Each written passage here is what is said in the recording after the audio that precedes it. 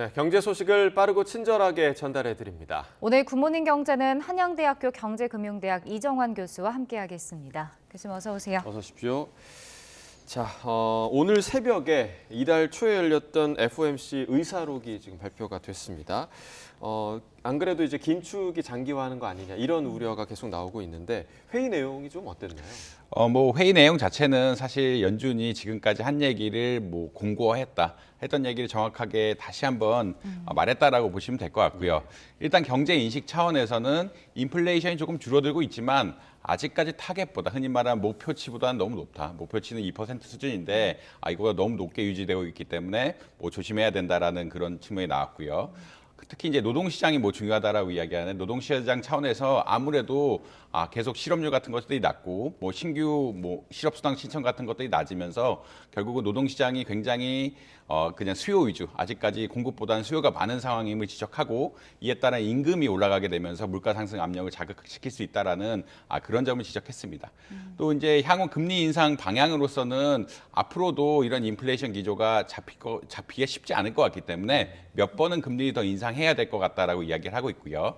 그다음에 이제 금리 인상 이제 사실 지난번 결정인데 금리 인상을 결정할 때 0.25% 인상을 일반적으로 생각했지만 빅스텝을 단행해야 된다라는 그런 의견들도 나오면서 전반적으로 긴축적인 기조가 앞으로도 좀 더 가지 않을까. 특히 노동시장의 문제, 인플레이션이 떨어지는 문제가 사실 연준의 기대보다는 아직까지는 경제 현상이 쫓아가고 있지 못하다. 이런 인식이 반영됐다라고 보시면 될 것 같습니다. 네, 이 FOMC 의사록 공개가 되고 나서 뉴욕 증시는 혼조세로 마감을 했는데 시장이 어느 정도 좀 이렇게 예상을 했던 걸까요?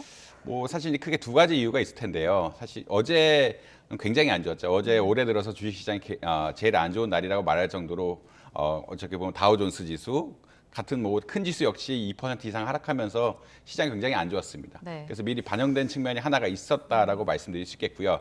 두 번째는 이제 연준 매파들의 생각이 조금 나왔는데 어제 연준 세인트루이스 연준 총재인 이제 블라드 총재가 한 얘기가 있는데 금리는 오를 것 같긴 하지만 그래도 금리 상단이 예를 들어서 6%, 7% 이런 수준으로 갈 것 같지는 않다라고 이런 식의 메시지를 던졌거든요. 결국은 금리 인상이란 게 얼마나 그리고 얼마나 빨리 그리고 얼마나 많이 이런 것들이 다 복합적으로 결정이 돼야 되는데 금리 인상이 아마도 결국 0.25%, 0.25%, 0.25%포인트 세 번의 인상으로 끝나지 않을까라는 사실 기대감들이 형성이 되면서 그러니까 사실 제일 문제가 되는 것은 이제 매파들이 굉장히 금리를 많이 올려야 된다. 그래서 6%, 7%까지 가야 된다라는 이런 의견들이 피력되면서 빅스텝을 단행하고 또 빅스텝을 단행하고 이런 것들이 굉장히 우려가 됐는데 매파들의 입장 역시 이제 금리의 상단은 시장에 흔히 말하는 기대한 수준에서 크게 벗어나고 있지는 않다. 이에 따라서 통화 정책 자체가 한번 세 번 정도의 0.25%포인트 금리 인상이 가장 유력해지는 시나리오가 나오면서 시장의 혼란은 더 있지 않았다라고 일단 보시면 될 것 같습니다. 네.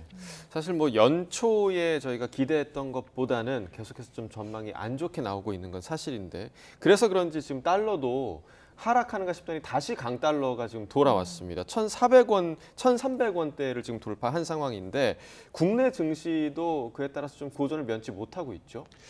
사실은 어제 미국장이 열린 게 월요일날 장이 열리지 않고 그 하루 쉬고 열린 다음에 충격이 컸기 때문에 어제 한국 주가지수는 좀 하락했다라고 많이들 생각을 하고 있고요. 네. 근데 이 원달러 환율은 아까 말씀하신 대로 앵커님 말씀하신 대로 지금 미국의 기대 금리 수준이 올라가고 있다는 측면이 아마 가장 중요할 것이라고 생각할 수 있겠습니다. 결국은 잘 했으면 사실은 인플레이션이 기대 수준에 따라서 적절하게 움직였으면 금리 상단이 5.25%포인트에서 마무리되지 않을까라고 생각을 했었는데 아까 말씀드린 세 번의 시나리오 결국 0.25%포인트를 세 번 올리게 되면은 5.5%로 마감하게 되는 것이거든요. 결국은 이 금리 인상 폭 자체가 결국은 예측보다는 조금 더 길어질 것이다, 높아질 것이라는 게 하나가 있고요.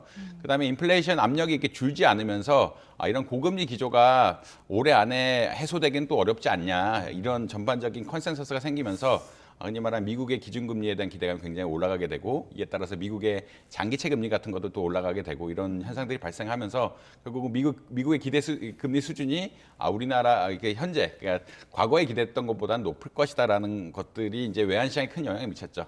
결국 환율이란 것은 두 통화 간의 가치를 결정하는 것인데 아무래도 달러에 대한 금리가 높아지게 되면은 달러의 투자 가치가 높아지게 되는 것이고 사람들의 수요가 결국 달러로 몰릴 수밖에 없기 때문에 달러의 가치가 올라갈 수밖에 없습니다. 사실 2월 초만 해도 이제 원달러 환율이 1,220원대였는데 지금 거의 80원이 상승을 해서 어제는 1,300원을 돌파하는 이런 수준이었는데 결국은 뭐 사실 대외적으로 다른 요인들은 크게 없거든요. 뭐 사실 중국이 더 좋아지면 좋아지지 나빠질 것 같지는 않다. 흔히 천연가스 가격이라든지 원유 가격 역시 급등한다는 이야기는 없는데 지금의 상승은 결국은 미국의 통화 정책의 어떤 변화, 어떻게 보면 예상보다 긴축기적으로 오래 갈 것 같다. 그리고 금리 역시 조금 더 올라갈 것 같다라는 이런 기대감들이 형성이 되면서 결국 원달러 환율을 견인하고 있다. 근데 뭐 더 이게 폭발적으로 증가할 것이냐에 대해서는 사실 뭐 그럴 것 같지는 않다라고 많이들 예측하고 있습니다. 왜냐하면 이게 환율이 급변을 할 때는 결국 경제적인 불확실성 같은 게 커져야 되는데 사실 그런 상황은 아니거든요. 지금 이제 전반적으로 인플레이션이 예측보다 안 잡히고 있고 그리고 결국 미국 금리의 경로가 어느 정도 0.25%포인트 3번 올리지 않을까라고 약간은 뭐 시장에서 기대를 하고 있기 때문에 더 이상 뭐 엄청나게 크게 그러니까 올 것 같지는 않다라고 뭐 말씀드릴 수 있겠습니다. 예. 네. 그래서 이제 일단 오늘 기준금리를 결정하는 한국은행 고민도 깊어질 수밖에 없을 것 같은 게 뭐 동결을 하면 사실 금리 차가 이제 지금 벌어지는 상태에서 이제 올리면 미국이 올리면 더 올라가는 거고 금리 차가 벌어지는 거고 사실 동결을 할까요? 아니면은 금리를 한 번 더 올릴 것으로 좀 이렇게 예측을 하시나요? 뭐 여러분들이 나와서 말씀하셨겠지만 지난주까지만 해도 사실 동결이 뭐 압도적이었고요. 왜냐하면 그때는 뭐 기재부가 경기가 둔화되고 있다라는 것을 명시하면서 이런 것이 기준금리를 그냥 흔히 말하면 올리지 않을 것이 아니냐라는 게 사실은 흔히 말하는 컨센서스였죠. 컨센서스였는데 아직까지도 기준금리를 올리지 않을 것 같다라는 의견이 조금 더 많긴 합니다. 그렇지만 아무래도 지금 환율이 올라가는 게 상당히 큰 문제거든요. 확률이 뭐 경제적 불확실성은 없지만 환율 자체가 이제 1,300원에 넘어가게 되면은 흔히 말하는 수입 물가에 큰 영향을 미치고 이 수입 물가에 큰 영향을 미치는 것들이 기업의 또 실적에 안 좋은 영향을 미칠 수밖에 없기 때문에 이런 것들을 결국 통화 정책을 고려할 때 전반적인 금리 수준이 중요한데 기업에 대한 영향까지 수입 물가에 대한 영향까지 고려할 수밖에 없는 상황이라 아무래도 뭐 과거보다는 그러니까 사실 지난주만 해도 기준금리 올릴 거다라고 생각하기 조금 어려웠는데 이제 환율의 움직임 또 미국의 통화 정책의 변화 이런 것들에 따라서 기준금리를 조금 올릴 가능성 역시 열어두고는 있다라고 아마 보실 것 같고 올리지 않더라고 해도 뭐 이창용 총재님이 매파적인 발언 이게 또 인플레이션이 환율이라도 오르면 다음 금통위에서는 금리를 올릴 수도 있다라는 이런 식의 발언으로 마무리되지 않을까라고 많이들 예측하고 있는 것 같습니다. 오늘 금통위 결과를 좀 지켜봐야 할 것 같고요. 자, 마지막으로 어제 발표된 지난해 출산율 이야기도 나눠보겠습니다. 저희가 앞서 브리핑에서도 좀 언급을 했었는데 해마다 지금 역대 최저치를 경신을 하고 있습니다. 속도가 너무 빠른 거 아닌가 그런 생각도 들거든요. 사실 이게 출산율이라는 게 국가 미래와도 직결되는 문제인데 그럼 미래를 좀 걱정해야 되는 부분 아닐까요? 어떻게 보세요? 뭐 사실 경제학에서 중요한 것은 인구고요. 인구가 줄어든다는 것은 가장 큰 충격 중 하나입니다.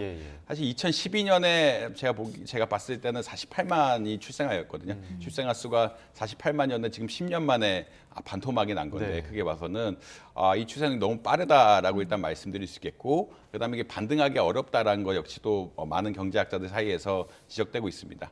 근데 이렇게 되면은 가장 큰 문제는 어떤 것이냐면 재정의 문제가 생기죠. 재정의 문제가 생긴다는 것은 이미 인구 구조가 고연령으로 가면 갈수록 일하는 사람은 적어지고 흔히 말하는 복지 비용은 늘어날 수밖에 없거든요.